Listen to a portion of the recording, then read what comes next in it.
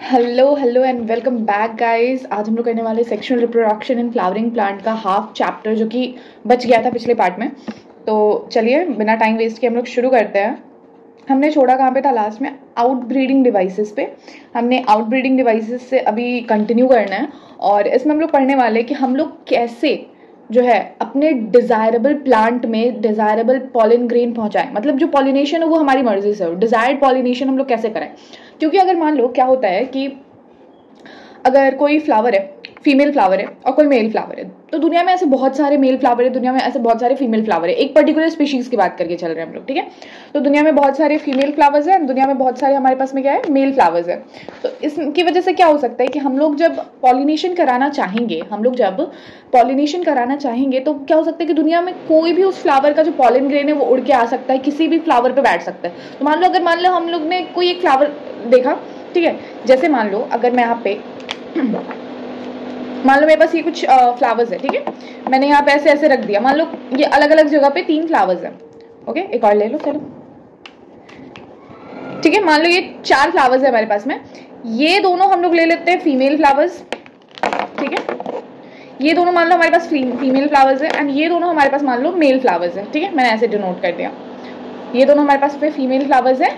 ये पिंक और ऑरेंज जो है हमारे पास फीमेल फ्लावर्स है और येलो और ग्रीन जो है हमारे पास मेल फ्लावर्स है, ठीक है।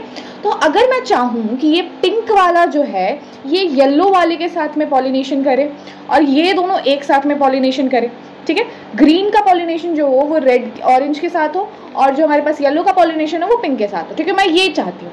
लेकिन नेचर में तो अनसर्टेनिटी है, हाँ, मतलब इन सब में तो अनसर्टेनिटी है। ज़रूरी नहीं है कि इसका जो पॉलिन ग्रेन है ये उड़ के पिंक वाले पे ही जाए या फिर इसका जो पॉलिन ग्रेन है उड़ के इस वाले पे ही जाए, ज़रूरी नहीं है। लेकिन हम ये चाहते हैं, ठीक है।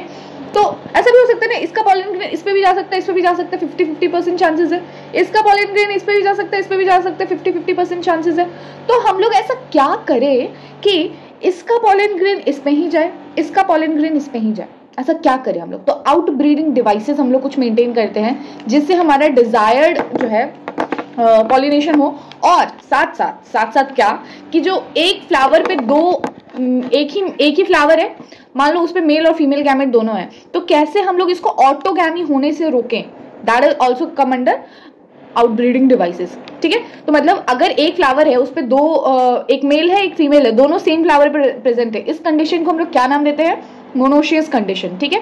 और प्लांट को क्या नाम देंगे? होमोथैलिक मोनोशियस कंडीशन है। तो ऑटोगैमी को बचाने के लिए हम लोग किसका यूज करते हैं? हम लोग यूज करते हैं आउट ब्रीडिंग डिवाइसेस का। आई होप यहाँ क्लियर होगा। तो चलो पढ़ते हैं आउट ब्रीडिंग डिवाइसेस में ऐसे क्या क्या चीजें हैं हमारे पास में जो ऑटोगैमी होने से रोकेगी और हमारी डिजायर्ड पॉलिनेशन को परफॉर्म कराने में हेल्प करेगी, ठीक है। तो सबसे यहाँ पे देखेंगे majority of flowering plant produces hermaphrodite. यहाँ पे मेंशन कर लेना तुम लोग, हर्माफ्रोडाइट का मतलब बाइसेक्सुअल को डिनोट किया जाता है, ठीक है। हम लोग ने याद करो कि पढ़ा था एनिमल किंगडम में स्पॉन्जेस जो होते हैं वो हर्माफ्रोडाइट होते हैं, मतलब एक ही बॉडी पे जो है मेल भी होगा फीमेल भी होगा, ठीक है। तो हर्माफ्रोडाइट, तो हमारे नेचर में मेजॉरिटी ऑफ फ्लावर्स जो है वो हर्माफ्रोडाइट होते हैं, ठीक है। Flower pollen are likely to come in contact with the stigma of the same flower, मतलब सेम फ्लावर पे ही स्टिग्मा आने के ज्यादा चांसेस होते हैं हमारे पास में, okay. Continued self pollination result in inbreeding depression. हमारे पास में अगर कंटिन्यूअस पॉलिनेशन कराएंगे तो इनब्रीडिंग डिप्रेशन हो सकता है, इसकी वजह से इनफर्टिलिटी भी हो सकती है। जो हमारे पास में नए ऑफस्प्रिंग्स आएंगे वो बहुत ज्यादा हमारे पास में क्या बोलते हैं, वो हाइब्रिड नहीं होंगे, तो आज के इन्वायरमेंट में जल्दी अडॉप्ट नहीं कर पाएंगे, प्योर लाइन वेराइटीज बनेंगे हमारे पास में। लेकिन एवोल्यूशन के लिए हमारे पास हाइब्रिड का आना जरूरी है। और हाइब्रिड का एडवांटेज क्या होता है? हाइब्रिड का एडवांटेज ये होता है कि वो नए इन्वायरमेंट के अकॉर्डिंगली सर्वाइव कर सकते, नए इन्वायरमेंट के अकॉर्डिंगली अडाप्ट कर सकते, ठीक है। लेकिन प्योर लाइन ऐसा नहीं कर सकते, हाँ। चलो डिस्करेज सेल्फ पॉलिनेशन के लिए और इनकरेज करते हैं हम लोग। डिस्करेज कर रहे हैं सेल्फ पॉलिनेशन, मतलब सेल्फ पॉलिनेशन को हम लोग कह रहे हैं कि नहीं भैया, सेल्फ पॉलिनेशन अच्छी चीज नहीं होती है, ठीक है। और हम लोग इनकरेज किसको कर रहे हैं? क्रॉस पॉलिनेशन को। क्रॉस पॉलिनेशन जितना ज्यादा होगा उतना ज्यादा एवोल्यूशन होगा, और सेल्फ पॉलिनेशन जितना ज्यादा होगा उतना ज्यादा हमारे पास में क्या होगा? प्योर लाइन वेराइटी आएगी, ठीक है। तो हमने इसमें क्या किया? पॉलिन को रिलीज करा दिया पहले और स्टिग्मा को मैच्योर कराया बाद में। जैसे मान लो ये एक फ्लावर है, ठीक है, और इस पे ही एक मेल भी है एक फीमेल भी है, ठीक है। तो अगर एक मेल है यहाँ पे मेरे पास में, तो हम लोग क्या कर रहे हैं, इसको पहले मैच्योर करा दिया हमने, इसको बाद में मैच्योर। मान लो ये 1 महीने पहले रेडी हो गया कि अब इसका पॉलन ग्रेन निकलेगा बाहर, और ये अभी रेडी नहीं है, तो अगर मान लो इसका पॉलन ग्रेन उड़ता है हवा में, तो सारे के सारे पॉलन ग्रेन इसमें ही थोड़ी आ जाएंगे, इसमें से 2 4 5 इस पे आएंगे, बाकी उड़ के तो दूसरी जगह चले जाएंगे। तो वो दूसरी जगह जो जा रहे हैं वो तो क्रॉस पॉलिनेशन हो रहा है, क्योंकि एक फ्लावर का दूसरे फ्लावर पे या दूसरे प्लांट पे जा रहा है, तो उसको हम लोग क्रॉस पॉलिनेशन कह रहे हैं, या ग्लिटेनोगेमी और जेनोगेमी हो रहा है, तो वो तो चलो हमारे लिए ठीक है। लेकिन ऑटोगेमी, जब इस पे 2 4 भी आएंगे तो पॉलन ग्रेन कुछ इस पे भी आ रहे हैं, तो इस पॉलन ग्रेन जब यहाँ पे आएंगे तो ये वाली स्टिग्मा तो अभी रेडी नहीं है, मैच्योर नहीं है, तो उस पॉलन ग्रेन को एंट्री ही नहीं मिलेगी। कुछ दिनों बाद वो पॉलन ग्रेन मर जाएगा।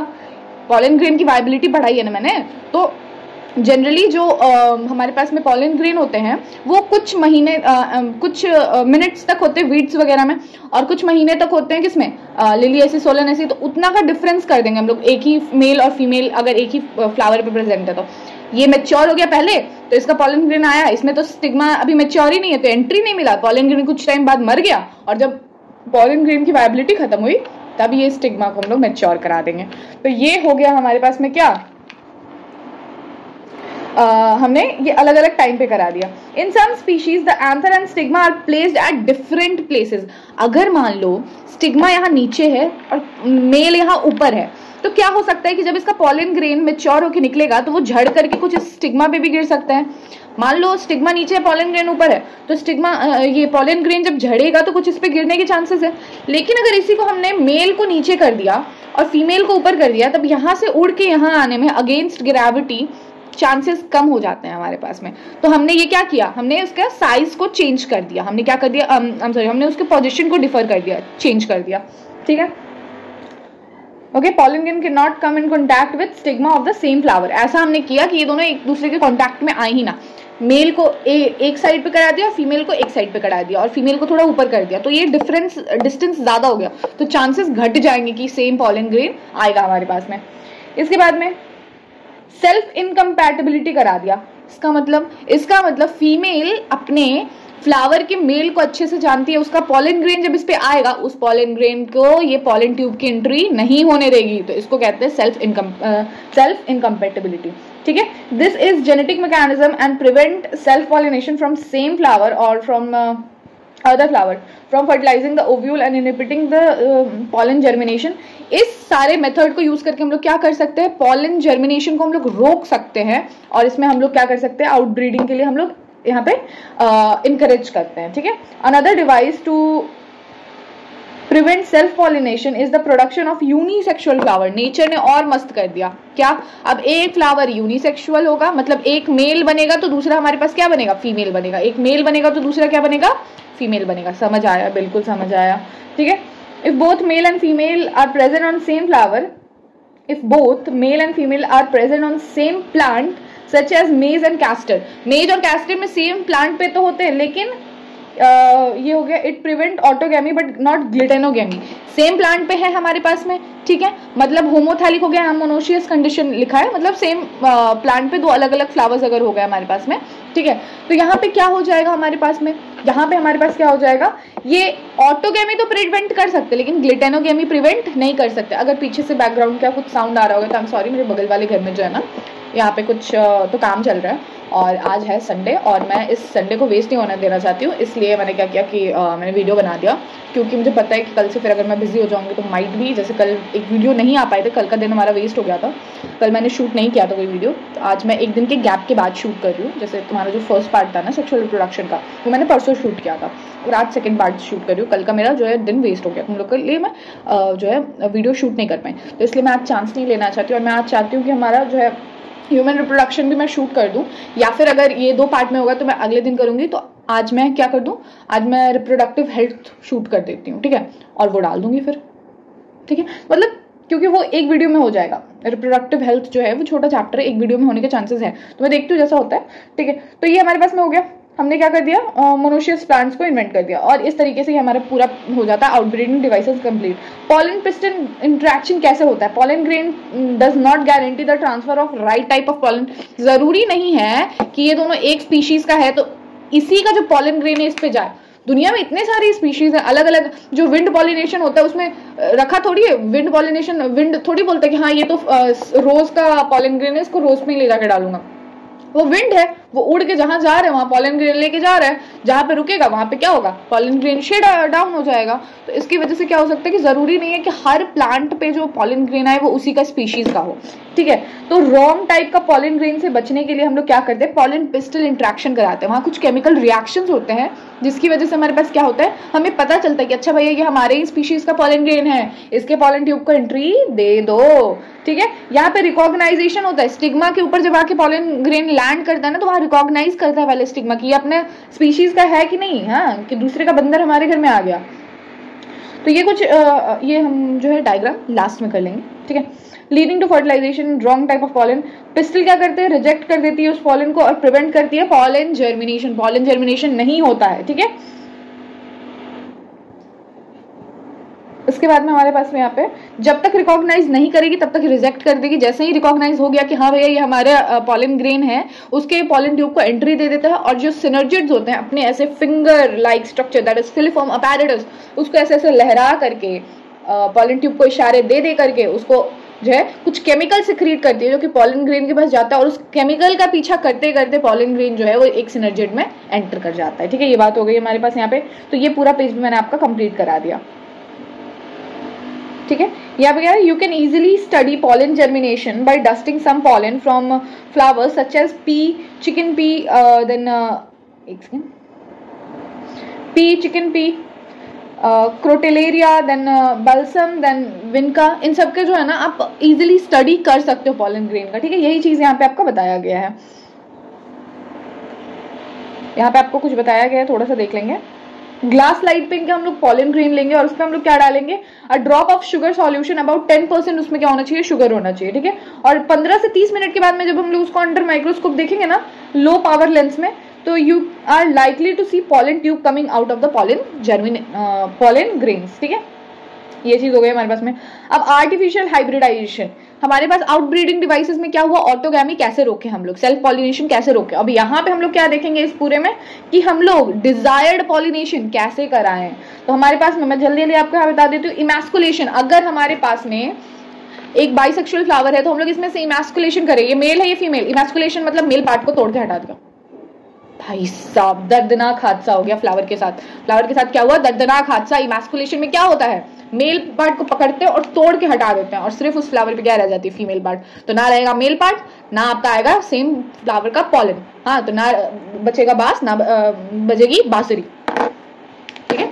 चलो अब हमारे पास में आ गया बैगिंग, अभी खत्म नहीं हुआ। देखो यहाँ पे हुआ क्या कि सेम फ्लावर है, ठीक है, इमैस्कुलेशन, ठीक है। अब हमने क्या किया, मान लो ये बैग है, मैंने इसके स्टिग्मा को पकड़ा और ऐसे करके पैक कर दिया पूरे बैग से, पूरे बैग से इसको मैंने पैक कर दिया, इसके स्टिग्मा को मैंने ढक दिया ताकि इसके ऊपर कोई और पॉलन ग्रेन ना आ पाए। हाँ मान लो इसका मैंने जैसे इमैस्कुलेशन कर दिया इस फ्लावर का, तो इस फ्लावर ने ये तो श्योर कर लिया कि इसका ऑटोगैमी नहीं हो सकता, लेकिन मान लो ग्लिटेनोगैमी हो गया या जेनोगैमी में ही कोई ऐसा प्लांट का इसी के स्पीशीज का कोई ऐसा प्लांट का इसके ऊपर पॉलन ग्रेन आ गया जो अच्छे से जो है हमें क्या बोलते हैं, हमें प्रोडक्शन नहीं देता है, उसी का पॉलन ग्रेन आ गया, तो हमारे लिए तो घाटे का सौदा हो गया ना। तो इसको हम लोग बैगिंग करके रख देंगे।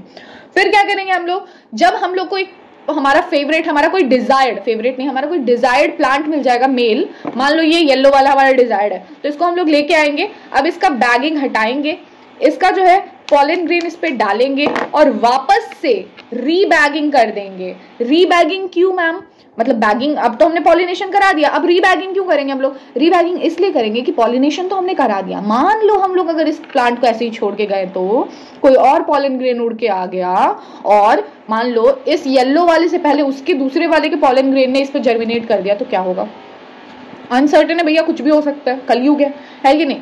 तो फिर इसके लिए हमने क्या कर दिया, इसको ऐसे बंद करके रख दिया, रीबैक कर दिया और इस पे टैग लगा दिया। हमने टैग लगाया क्या कि हमने इस पे इसका पॉलन ग्रेन छिड़का है इतने टाइम पहले, इस डेट को इतने टाइम पे छिड़का है, जो भी है अपना टैग वैग लगा के इसका कर दिया। और ये हमारे पास में क्या हो गया, आर्टिफिशियल हाइब्रिडाइजेशन। समझ आ गया, बिल्कुल जी। तो बस यही था इस पूरे में, कथा कहानी आई होप समझ में आई होगी। अब आ जाओ, बहुत इंटरेस्टिंग हमारे पास में फर्टिलाइजेशन हम लोग पढ़ने चलते हैं। देखो मैं इस पूरे पे आपको फर्टिलाइजेशन समझा, ये उल्टा दे दिया हमारे पास में, रुक जाओ। रुक जाओ बच्चा, हाँ ये वाले पे समझाती हूँ आपको पूरा। डबल फर्टिलाइजेशन जो है ना, इसको समझा देती हूँ मैं आपको। देखो इसमें हमने क्या किया, पॉलन ग्रेन ने मारी एंट्री, पॉलन ग्रेन ने क्या किया, मारी एंट्री मारी। तो ये वाले पॉलन ग्रेन का देखो यहाँ पे क्या है, जर्मिनेशन हुआ।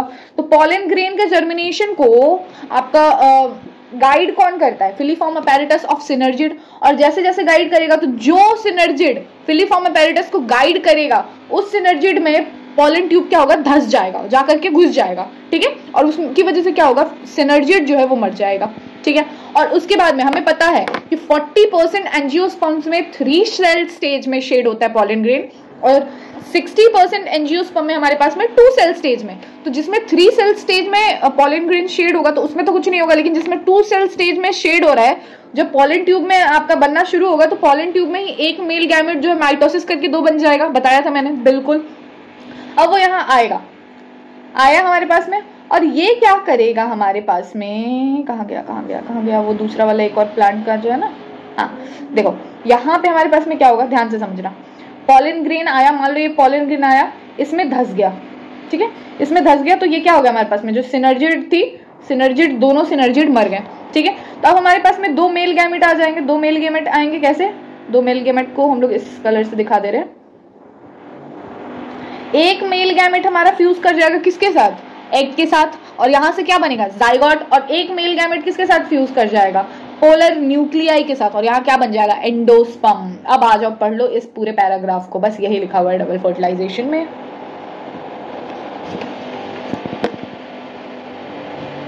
देखेंगे कहाँ चलेगा हम लोग, यहाँ पे देखो।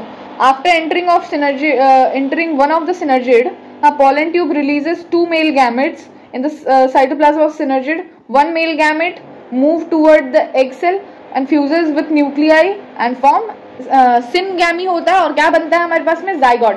और जो दूसरा मेल गैमेट होगा वो चले जाएगा किसके पास, पोलर न्यूक्लियाई के साथ, और प्राइमरी एंडोस्पर्म न्यूक्लियस बना देगा। और इसको क्या कहते हैं, ट्रिपल फ्यूजन, क्योंकि 3 जना कर रहे हैं ना, एक पोलर न्यूक्लियाई, दूसरी पोलर न्यूक्लियाई और एक मेल गैमेट, 3 जो है हमारे पास न्यूक्लियस फ्यूज कर रहे हैं, that is called triple fusion. और जो हमारे एक एग और एक मेल गैमेट फ्यूज कर रहे हैं, that is called synergid. Synergid से क्या बनेगा, सिनगैमी से क्या बनेगा, जाइगोट, और ट्रिपल फ्यूजन से क्या बनेगा, प्राइमरी एंडोस्पर्म न्यूक्लियस, ठीक है। और इसी को हम लोग क्या कहेंगे, डबल फर्टिलाइजेशन, ओके। वो क्या हो गया मेरे पास, सॉरी, ठीक है, ये चीज हमारे पास में हो जाएगा। अब यहाँ एक लाइन लिखी हुई है, क्या लाइन लिखी हुई है देखेंगे, endosperm development proceed embryo development, मतलब एंडोस्पर्म पहले बनेगा, एम्ब्रियो बाद में बनेगा। एंडोस्पर्म क्या होता है, हमारे पास एम्ब्रियो का खाना होता है, तो खाना को पहले बनाना पड़ेगा ना, तब ना बच्चा पैदा लेगा, तब उसको खाना पहले मिल जाएगा ना। नहीं तो अगर बच्चा पैदा लेके बैठा हुआ है, अच्छा एंडोस्पर्म बन रहा है, पता चला बच्चा मर गया, उसको खाना नहीं मिला टाइम पे, तो इसलिए पहले क्या होता है, हमारे पास एंडोस्पर्म बन जाता है, और एश्योर हो जाता है हमारे पास में कि हमारा जो है एंडोस्पर्म बन गया है भैया, और हमारे पास में क्या है, खाना वाना बन गया है, अब आ जाओ बच्चे को पैदा कर लेते हैं। तो ये बात हो गई हमारे पास में। ये देखो, ये हमारे पास में एंडोस्पर्म जब बनता है, एंडोस्पर्म के बनने के बाद हमारे पास में यहाँ पे दिखाया है कॉटलीडेंस बनते हैं। क्या बनते हैं, ये एम्ब्रियो का पिक्चर दिखाया गया है। अगर इसको मैं एक सिंपल वे में यहाँ बनाऊं, यहाँ देखेंगे कुछ इस तरीके का स्ट्रक्चर है, ये हुआ,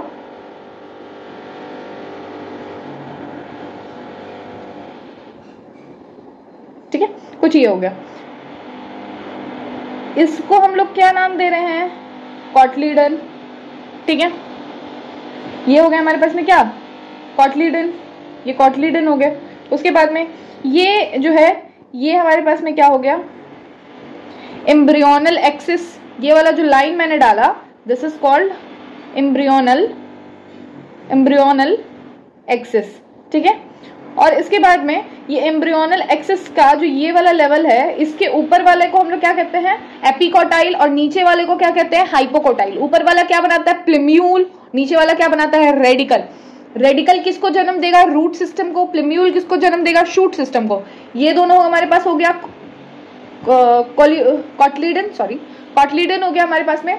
एंड ये कॉटलीडन बेसिकली क्या होता है, इसमें एंडोस्पर्म होते हैं हमारे पास में, और खाना होता है हमारे एम्ब्रियो का, ठीक है। अब हमारे पास में एक चीज समझ जाना, ये मैंने जिसका दिखाया दैट इज कॉल्ड डाइकॉट, क्योंकि इसके पास 2 कॉटलीडन्स है, और ये जो है ये भी डाइकॉट का कॉटलीडन, ये भी डाइकॉट एम्ब्रियो दिखाया गया है। ये दोनों हमारे पास में कॉटलीडन, ये ऊपर वाला प्लिम्यूल, नीचे वाला रेडिकल और उसके नीचे रूट कैप, और ये देखो हाइपोकोटाइल किसको जन्म देगा, रेडिकल को, और रेडिकल से क्या बनेगा, रूट सिस्टम। देखो यहाँ पे एंडोस्पर्म में either completely consumed by the developing embryo, ये ऐसा हो सकता है कि हमारे पास में जो एंडोस्पर्म है वो एम्ब्रियो ने पूरा खा लिया, ठीक है, और उस सीड में एंडोस्पर्म हमारे पास में नहीं बचा, तो इसको हम लोग क्या कहेंगे, नॉन एंडोस्पर्मस सीड, जिसका एग्जांपल हमारे पास में पी, ग्राउंडनट, बीन्स दिया है। और कुछ में जो है हमारे पास में एंडोस्पर्म बच जाएगा, उनको कहेंगे एंडोस्पर्मस सीड। कैस्टर में होता है, कोकोनट में होता है। कोकोनट में जो हम लोग नारियल पानी पीते हैं ना, that is free nuclear endosperm, free nuclear endosperm होता है वो। फ्री न्यूक्लियर क्या होता है, एंडोस्पर्म होता है, इसलिए वो काफी न्यूट्रिटिव होता है हमारे लिए। बात समझ आइए, ठीक है। अब देखो, अब एम्ब्रियो की बात करें तो मैंने यहाँ जो मार्क किया वो देख लो पहले। The early stage of embryo development, embryogeny कहते हैं, are similar in both monocot and dicot. इस पे PYQs आ रखा है, इस पे PYQs आ रखा है, इसको मार्क कर लेना कि मोनोकॉट और डाइकॉट में जो एम्ब्रियोजेनी होती है वो सेम होती है, ठीक है। मतलब उनकी जो अर्ली एम्ब्रियो की डेवलपमेंट होती है वो सेम होती है, एक तरीके की होती है। और जब जाइगोट बनता है तो सबसे पहले वो किस तरीके के एम्ब्रियो को बनाता है, प्रो एम्ब्रियो। उसके बाद हमारे पास ग्लोब्यूलर बनता है, then heart shape, then mature embryo. और ये देखो, इसी के साथ ही हमारे पास में मोनोकॉट स्पेशली बोला जाए तो ग्रास का एम्ब्रियो दिया हुआ है, जिसमें इसका एक हमारे पास में क्या है, कॉटलीडन है, जिसको हम लोग स्क्यूटेलम नाम देते हैं। जो हमारे पास में ग्रास का एम्ब्रियो है वो हमारे ग्रास का जो एम्ब्रियो है ये दिखाया गया है इस पिक्चर में। इस पिक्चर में जो ग्रास का एम्ब्रियो दिखाया जा रहा है उसके पास में सिंगल कॉटलीडन है। ग्रास हमारे पास मोनोकॉट है, उनके पास सिंगल कॉटलीडन है, उसको स्पेशली हम लोग क्या नाम देते हैं, स्क्यूटेलम, ठीक है। और इसमें हमारे पास में जो रूट अपेक्स है दैट इज प्लूम्यूल, वो कवर होता है, प्रोटेक्टेड होता है कोलियोप्टाइल से। और हमारे पास में जो हमारा रेडिकल है वो कवर किससे होता है, कोलियोराइजा से। कोलियोराइजा में आर आता है तो कोलियोराइजा किसको प्रोटेक्ट करेगा, रेडिकल को। कोलियोप्टाइल में पी आता है तो कोलियोप्टाइल किसको प्रोटेक्ट करेगा, प्लूम्यूल को। बस इतना बात जानना था आपको। यहाँ पे ऊपर में दिखाया गया, देखो ये हमारे पास में क्या हुआ, यहाँ पे फ्यूजन हो गया, ये जाइगोट बना, 2 सेल स्टेज, इसको हम लोग प्रो एम्ब्रियो नाम दे रहे हैं। देन ये हमारे second stage globular embryo, then third stage heart shape, and fourth stage हमारे पास मैच्योर है। देखो ये दिल बना रहा है ना, ऐसा उल्टा दिल। अब हमारे पास में यहाँ आ रहा है, in the grass family cotyledon called scutellum that is situated toward one side lateral of the embryonal axis, ठीक है। एक साइड पे आपका लेटरल साइड पे, एक साइड पे आपका क्या होगा, कॉटलीडन उसका सिंगल वाला जो होगा वो सिचुएटेड होगा, और उसको हम लोग क्या नाम देते हैं, स्क्यूटेलम नाम देते हैं, ठीक है। कोलियोप्टाइल, कोलियोराइजा मैंने बता दिया आपको। मैंने सीड के बारे में नॉन एल्बुमिनस, एक्स एल्बुमिनस बता दिया। पेरिस्पर्म क्या होता है, सीड का जो रेसिडुअल कवरिंग होता है, बच जाता है, उसको हम लोग क्या कहते हैं, पेरिस्पर्म। ये हमारे पास में क्या होता है, देखो यहाँ पे रेसिडुअल परसिस्टेंट न्यूसेलस, न्यूसेलस जो होता है वो जब बच जाता है उसको हम लोग पेरिस्पर्म नाम देते हैं। काली मिर्च देखा, काली मिर्च, काली मिर्च जैसे गोलकी कहते हैं ना हम लोग जिसको, गोलकी को देखा, उसके ऊपर वाला कवर हार्ड होता है ना, ठीक है, ऊपर वाला ब्लैक कलर का जो होता है गोलकी, उसको हम लोग काली मिर्च भी कहते हैं, इंग्लिश में ब्लैक पेपर कहते हैं उसको। तो उसका जो गोल वाला ऊपर का काफी हार्ड होता है वो, दैट इज पेरिस्पर्म। और न्यूसेलस का मेरे को जल्दी से प्लॉइडी बता दो, मैंने बताया था लास्ट लेक्चर में, 2N, ठीक है। चलो यहां तक मैंने पूरा बता दिया है। सीड डोरमेंसी के बारे में देख लो। सीड डोरमेंसी मतलब सीड आपका जब एम्ब्रियो जन्म लिया उसके बाद में कुछ टाइम के लिए एम्ब्रियो जो है वो क्या हो गया, सो गया, खराटे लेके आराम से सो गया सीड के अंदर में। तो ये क्या होता है, सीड डोरमेंसी होता है। क्यों, क्योंकि उसको जो है फेवरेबल हैबिटाट नहीं मिल रहा है। फेवरेबल हैबिटाट मिलेगा जब, अगर मान लो एक जो सीड है उसको आपने इस कल्टीवेट किया और उसके कुछ सीड्स को बचा के रख लिया और वो सीड को ड्राई करके रख लिया, मतलब उसको फेवरेबल कंडीशन नहीं मिला। फेवरेबल कंडीशन कब मिलता है, जब उसको मॉइस्ट मिलता है, उसको थोड़ा पानी मिलता है, उसको थोड़ा टेम्परेचर उस टाइप का मिलता है, तब जाके वो जर्मिनेट करता है। अगर वैसा टेम्परेचर नहीं मिलता है तो वो इनएक्टिवेट हो जाता है और वो क्या होता है, सो जाता है कुछ टाइम के लिए। That is called seed dormancy, ठीक है। पेरिकार्प क्या होता है, फ्रूट के ऊपर वाले वॉल को हम लोग पेरिकार्प कहते हैं। बस बाकी सब आपको आता है। फॉल्स फ्रूट के एग्जांपल अगर मैं बताऊं तो स्ट्रॉबेरी, कैशियो हमारे पास आ गया, और कुछ दिया हुआ है नहीं, एप्पल दिया हुआ है, एक एप्पल, स्ट्रॉबेरी और कैशियो हमारे पास में फॉल्स फ्रूट आ गया। ट्रू फ्रूट मतलब, अच्छा फॉल्स फ्रूट मतलब होता क्या है? फॉल्स फ्रूट मतलब होता है जो कि फ्रूट जो है आपका ओवरी के अलावा कहीं और से डेवलप करे, उसको हम लोग फॉल्स फ्रूट कहते हैं। तो ये सारे जो फ्रूट होते हैं ना, जैसे एप्पल हो गया, स्ट्रॉबेरी हो गया, ये सब हमारे पास में थैलेमस से डेवलप करते हैं। और ट्रू फ्रूट मतलब जो ओवरी से डेवलप करे, ठीक है। एक आता है पार्थेनोकार्पिक फ्रूट, दिया है क्या? हाँ, यहाँ पे पार्थेनोकार्पिक फ्रूट आ गया। इसके एग्जांपल हो जाएंगे हमारे पास बनाना। बनाना एक पार्थेनोकार्पिक फ्रूट है, मतलब बिना फर्टिलाइजेशन के बनाना का जो है हमारे पास में प्रोडक्शन कर सकते हैं हम लोग। सिर्फ फीमेल उसको जन्म दे सकती है, उसके लिए मेल गैमेट की जरूरत नहीं है। अब एक चीज अगर मैं फर्स्ट चैप्टर इसमें का पढ़ाती हूँ, जैसे कि रिप्रोडक्शन इन फ्लावरिंग प्लांट, तो वहां पे एक हनी बी का एग्जाम्पल दिया हुआ है, उसमें होता है पार्थेनोजेनेसिस। 3 टर्म है, तीनों को ध्यान से समझो। पार्थेनोजेनेसिस, पार्थेनोकार्पिक और पार्थेनोकार्पिक फ्रूट, तीनों में डिफरेंस क्या है?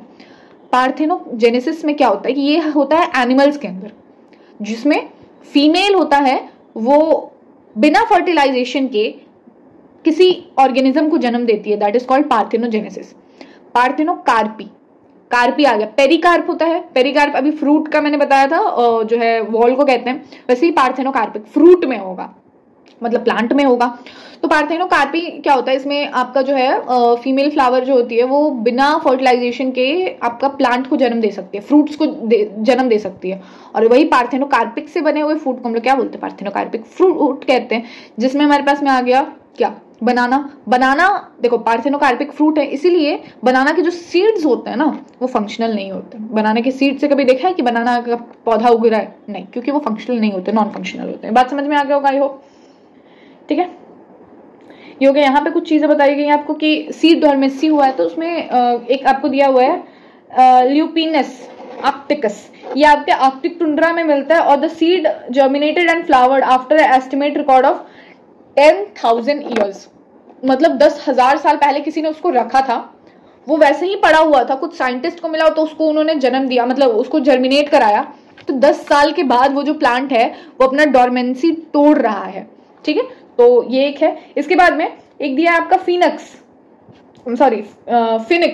हाँ फिनिक्स डेक्टिलीफेरा, फिनिक्स डेक्टिलीफेरा, जो कि 2000 साल बाद अपना एक, ये डेट पाल्म है, 2000 साल बाद अपना डॉर्मेंसी तोड़ रही है। Archaeological excavation at king Herod's place पे मिला था, डेड सी के पास में था इनका, तो 2000 साल। ये 2 याद करना है, ये 2 पे PYQs आए हुए हैं, ठीक है। इस पे 2 बार आए हुए हैं और इस पे शायद 1 बार आया हुआ है, ठीक है, लेकिन इन दोनों पे आया हुआ है PYQs। ऑक्टिक फ्रूट आर, एक सेकेंड क्या हो गया, orchids fruit are one such category and each fruit contain thousands of tiny seeds. Similarly, in case of fruit of some parasitic species such as can you think of some plant in which fruit contain very large number of seeds? अच्छा, तो एक orchid का हमारे पास example आ गया जो कि एक time पे बहुत लार्ज नंबर ऑफ सीड का प्रोडक्शन कराती है। अब हमारे पास एपोमिक्सिस, देखो पार्थेनोजेनेसिस, पार्थेनोकार्पी और एपोमिक्सिस तीनों सेम चीज है, तीनों से बिना फर्टिलाइजेशन के कुछ ना कुछ बनाया जाता है। क्या? पहले में हमारे पास पार्थेनोजेनेसिस, बिना फर्टिलाइजेशन के उसमें ऑर्गेनिज्म का फॉर्मेशन होता है, किसका? एनिमल्स में। पार्थेनोकार्पी में बिना फर्टिलाइजेशन के फ्रूट का फॉर्मेशन होता है। और पार्थेनोजेनेसिस में, एपोमिक्सिस में क्या होता है? एपोमिक्सिस में बिना फर्टिलाइजेशन के हमारे पास में क्या होता है? सीड का फॉर्मेशन होता है। तो आई होप तीनों चीजें क्लियर हुई होगी आपको। ये हो गया आपका एपोमिक्सिस।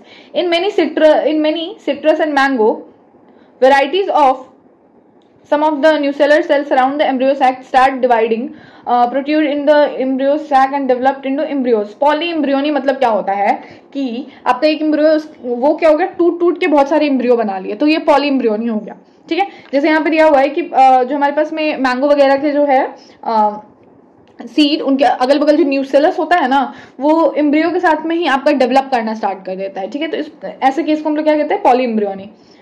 हाइब्रिड वेराइटी की बात करें, of several of our food and vegetable crop being extensively, कुछ नहीं है, बस इसको एक बार रीडिंग कर लेना है, बाकी इसमें कुछ भी नहीं है। और इसी के साथ ये चैप्टर हमारा जो हो गया है ये समाप्त होता है। और इसमें अगर मैं आपको बताऊं तो नेम द पार्ट, इसमें कुछ अगर मैं आपको बता दूं टर्म्स ऑफ करेक्ट डेवलपमेंट, ये वाला कर लेना, 3 नंबर क्वेश्चन कर लेना, ठीक है। वेल इसके बाद में 5 नंबर कर लेना, इस पर तो मैंने डायरेक्ट बताया इसका आंसर। नी डायग्राम ये 2 कर लिया, 3 नंबर 5 नंबर। इसके बाद में what are the chasmogamous flowers? क्या हो जा रहा है बार बार? चैस्मोगैमस फ्लावर क्या होता है और क्या नहीं होता है, ये 7 नंबर देख लेना, 8 देख लेना, 9 देख लेना, 10 भी देख लेना, 11, इसके बाद में ये 12 नंबर देख लेना,